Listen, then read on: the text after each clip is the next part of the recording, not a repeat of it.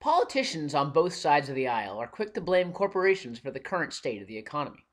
Talk of outsourcing and offshoring to save a buck and pad the coffers of rich multinational corporations is a rallying cry that is cyclical with election seasons. It is an emotional play to rally the base, a call to arms against globalism and its key practices. But what is the real concern of a global economy? Is there a magic bullet to cure all of our economic woes?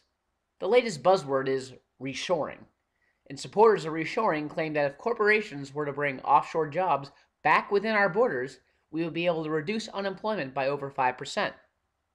But things are never that simple. A global economy is complex, and there are many factors to consider.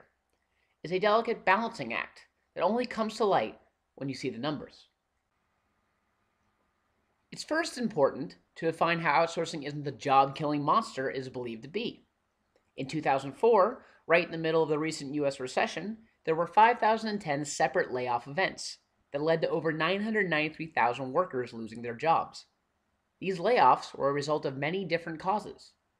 33% were due to seasonal work. 15% were completed contracts. 11.5% slack work.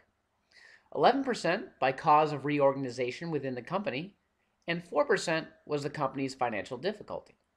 In fact, only 7.3% of these layoffs were due to outsourcing, a total of just over 72.5 thousand jobs. That is a small one-year sample. But what about other countries? What are they sending over to the US? With insourcing, or other countries' companies outsourcing to the US, what kind of numbers do we see? Well, we know insourcing is directly responsible for 5.3 million US jobs. These are foreign multinational companies hiring US citizens. Add another 3.9 million in supply chain jobs for a total of 9.2 million foreign-created jobs inside the US. These foreign multinationals create $2 trillion towards the US GDP, which accounts for 14% of our total GDP. What about the manufacturing base? With 2/3 of our outsourced jobs related to manufacturing, are we losing our ability to make stuff? Right now, the 5 global manufacturing superpowers are China, Italy, Japan, Germany, and the US. Manufacturing is only responsible for 13% of the US GDP. This means that our economy is less dependent on the manufacturing sector. Compare that to China. 1/3 of their entire economy is dependent on the manufacturing industry. A huge difference between the two. Let's step back for a moment to see the big picture. Of all the outsourcing done by US companies, over 90% is to serve foreign demand in markets.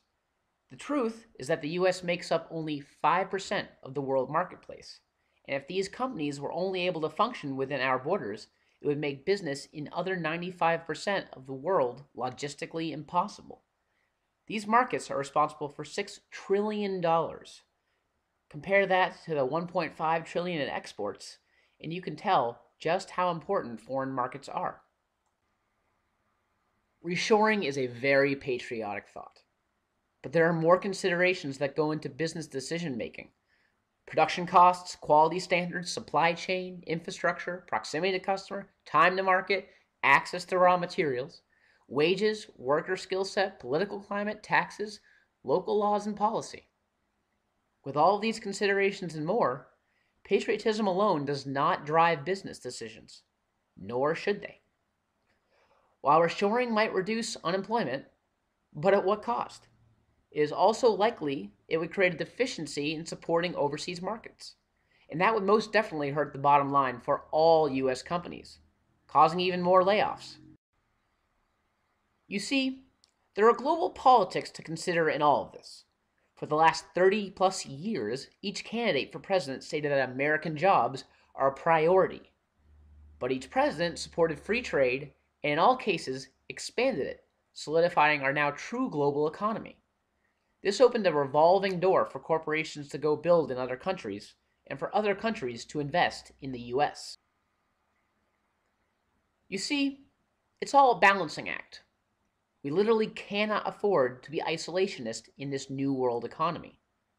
One thing that we all learned over the last decade is that we are all in this together, and the global economy is a complex system.